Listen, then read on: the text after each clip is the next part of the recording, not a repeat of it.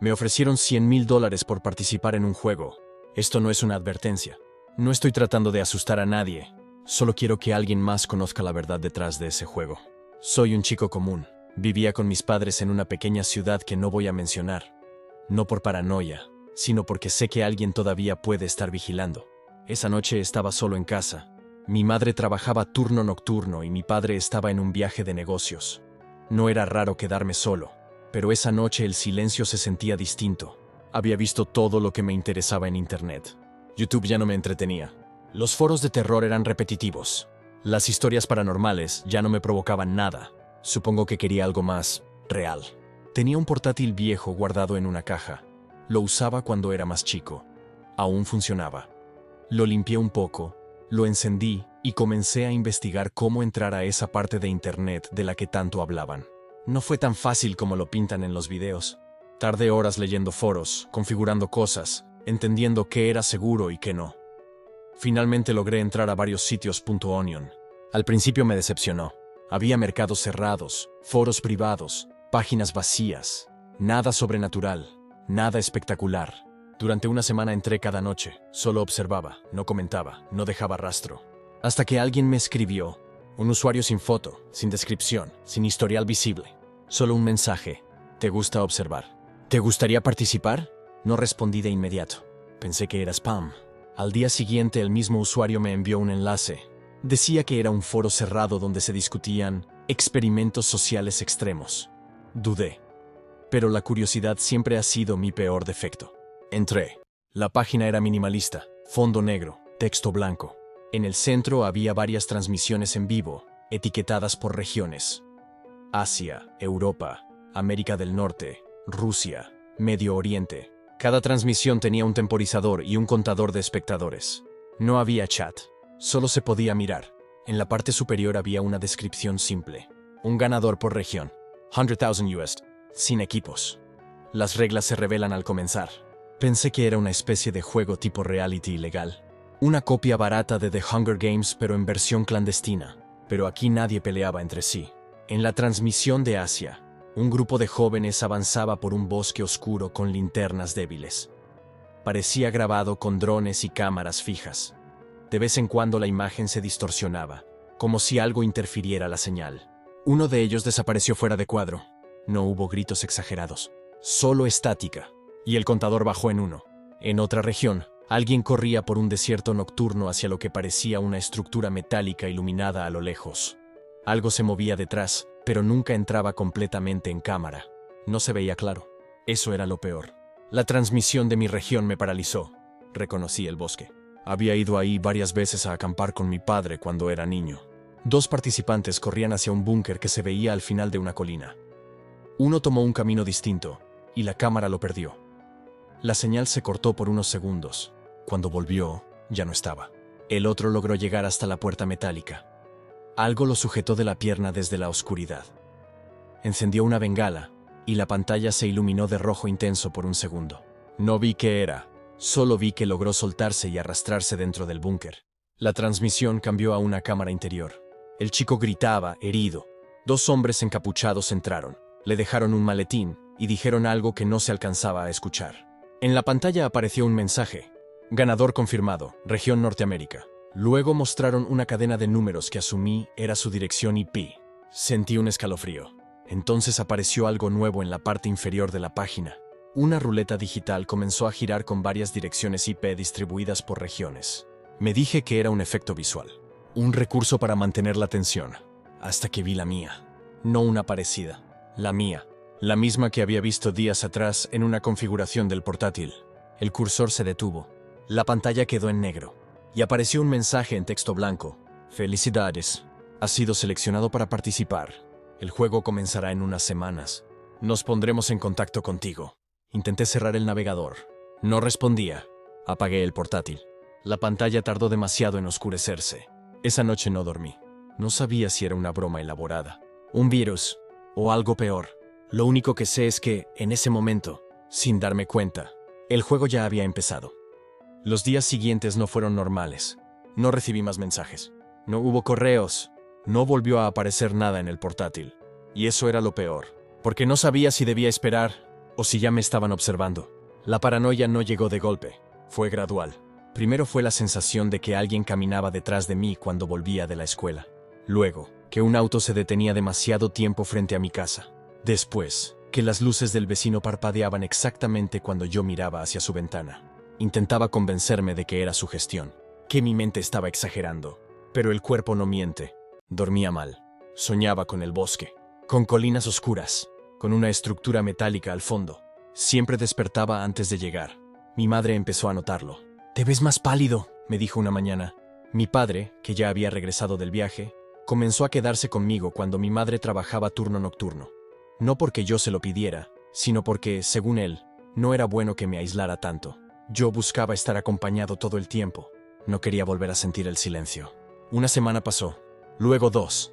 Nada ocurrió. No volví a encender el portátil. Ni siquiera lo miraba.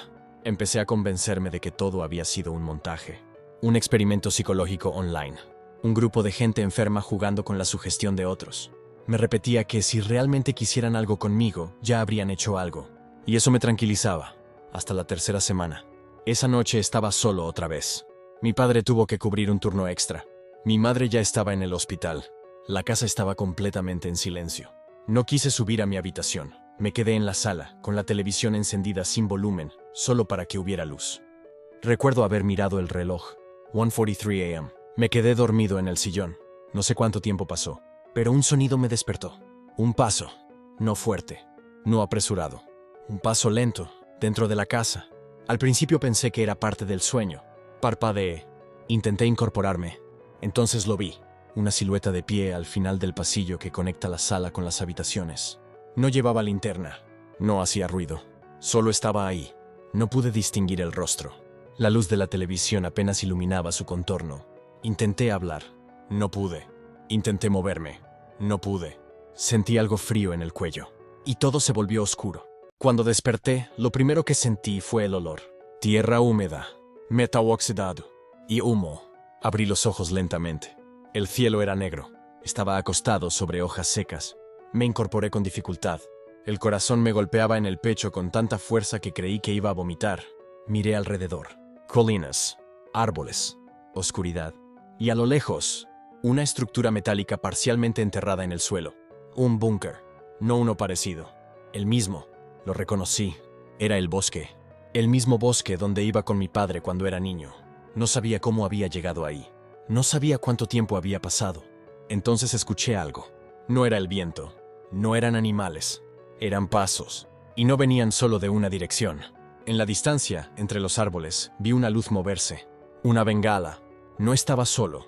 Y en ese momento lo entendí. No era una invitación digital. No era una amenaza vacía. No era una broma. El juego había comenzado. Y esta vez, yo no estaba detrás de la pantalla. Me dolía la cabeza como si me hubieran golpeado con algo contundente. El bosque era más frío de lo que recordaba. El aire cortaba al respirar. La humedad se pegaba a la ropa y el suelo estaba cubierto de hojas mojadas que crujían bajo cualquier movimiento. No era el bosque de los recuerdos de infancia. Era el mismo lugar, pero vacío, sin pájaros, sin insectos, sin viento real. Solo un silencio pesado, como si el lugar estuviera conteniendo algo. Intenté ponerme de pie. Las piernas me temblaban. No sabía cuánto tiempo llevaba ahí. Miré mis manos, sucias, con tierra bajo las uñas. Entonces noté algo extraño. No estaba vestido como cuando me dormí en la sala. Llevaba ropa más gruesa, botas, una chaqueta que definitivamente no era mía. Metí la mano en los bolsillos buscando el celular. No estaba. En su lugar encontré algo pequeño, un silbato metálico. Barato, ligero, de esos que usan en campamentos o eventos deportivos. Lo miré unos segundos, confundido. No tenía sentido. ¿Un silbato? Lo guardé sin pensarlo demasiado. Fue entonces cuando los vi. A lo lejos, entre los árboles, había movimiento. Una figura avanzaba agachada, revisando el suelo. Llevaba una mochila táctica grande, guantes, linterna frontal. Otro, más alto, cargaba algo que parecía un arco artesanal. Caminaba con seguridad, como si conociera el terreno. Una mujer cruzó entre los árboles a mi derecha. Tenía una navaja atada al cinturón y una bolsa impermeable colgada al hombro. Todos tenían algo. Equipo, preparación, herramientas. Yo no. Fue ahí cuando entendí algo que me heló más que el aire. Ellos sabían, ellos esperaban esto. Yo había visto la transmisión como espectador, pero ellos se habían preparado para participar. Tal vez habían aceptado. Tal vez llevaban semanas esperando. Yo fui el único que creyó que era una broma. El único que decidió no hacer nada. Y ahora estaba pagando por eso. Nadie hablaba con nadie. Se observaban, pero mantenían distancia. Cada uno avanzaba por su lado, calculando rutas, analizando el terreno, como si ya supieran que confiar en alguien era una sentencia lenta. Metí la mano otra vez en el bolsillo y sentí algo más. Un papel doblado. Lo saqué. No era una lista de reglas. Era más bien una guía. Instrucciones. Región Norteamérica. El objetivo es llegar al búnker visible desde las colinas. El trabajo en equipo está permitido. Solo un participante podrá cobrar el premio. Está prohibido eliminar directamente a otro jugador. Pueden tomar objetos de participantes eliminados. Si 2 o más jugadores ingresan simultáneamente al búnker, deberán enfrentar una prueba final. No hay límite de tiempo. Al final, una línea adicional. Permanecer inmóvil aumenta la probabilidad de eliminación. No mencionaba a los cazadores. No hacía falta. Ya los habíamos visto en la transmisión. Sabíamos lo que podían hacer. Sabíamos que no perseguían por diversión. Esperaban errores. Levanté la vista. Desde donde estaba podía ver, a lo lejos, la estructura metálica semienterrada entre colinas. Se veía pequeña desde aquí, pero sabía que estaba mucho más lejos de lo que parecía. Uno de los participantes empezó a avanzar con decisión. Otro tomó un camino más cubierto entre árboles. La mujer de la navaja subió por una pendiente rocosa. Nadie daba órdenes. Nadie proponía alianzas. El silencio era una estrategia compartida. Yo seguía parado, sin mochila, sin arma, sin plan, y con un silbato inútil en el bolsillo. El bosque parecía observarnos. No se movía nada, pero se sentía presencia. Un crujido lejano hizo que 3 jugadores giraran al mismo tiempo en direcciones distintas. No hubo gritos, solo tensión. Uno comenzó a correr. Los demás aceleraron el paso. Yo también empecé a caminar. No sabía hacia dónde exactamente. Solo sabía que quedarme quieto no era una opción. No había tiempo límite, pero el bosque sí lo tenía, y estaba contando. Las primeras millas, caminé entre los árboles tratando de mantener un paso constante. No recordaba en qué momento me habían cambiado la ropa. No recordaba cuánto tiempo estuve inconsciente. No sabía si habían pasado horas o días. La noche era más fría de lo que recordaba de mis campamentos con mi padre. No era el frío de ciudad, era un frío que se metía en los huesos. El equipo que me habían puesto ayudaba. Botas de cuero grueso, pantalones resistentes, una chaqueta térmica. Pero el aire seguía cortando la piel expuesta, especialmente en la cara y las manos. El bosque estaba casi completamente oscuro. La luna apenas atravesaba el dosel de árboles de más de 60 pies de altura. Troncos gruesos, algunos de más de 2 pies de diámetro, se alzaban como columnas negras. Las ramas superiores bloqueaban casi toda la luz. Cada paso requería cuidado. El suelo no era plano. Había raíces que sobresalían 3 o 4 pulgadas del suelo. Rocas sueltas. Tramos donde la tierra se hundía medio pie bajo el peso del cuerpo. Pequeñas pendientes de 20 o 30 grados cubiertas de grava y hojas húmedas. Caminar ahí no era solo avanzar. Era calcular cada paso. Después de la primera hora, las plantas de los pies comenzaron a arder. Después de la segunda, los gemelos se tensaron. Para la tercera hora, los hombros dolían aunque no cargaba mochila. 4 horas caminando en la oscuridad se sienten como 10. No sabes qué hora es. No sabes cuánto falta. Solo sabes que el búnker parece estar siempre a la misma distancia. A lo lejos, podía ver pequeños puntos rojos suspendidos entre los árboles. Cámaras. Sensores. Y más arriba, drones. Uno pasó a unos 40 pies sobre mí. Sus luces azules parpadeaban en intervalos regulares. No hacían mucho ruido, apenas un zumbido bajo, constante, pero se sentía vigilante. Uno se quedó flotando casi directamente sobre mi posición durante varios segundos. Me estaba registrando. No éramos solo participantes, éramos datos. Escuché pasos detrás de mí, no rápidos, no humanos, pesados, lentos, como si algo que pesara cientos de libras avanzara sin prisa.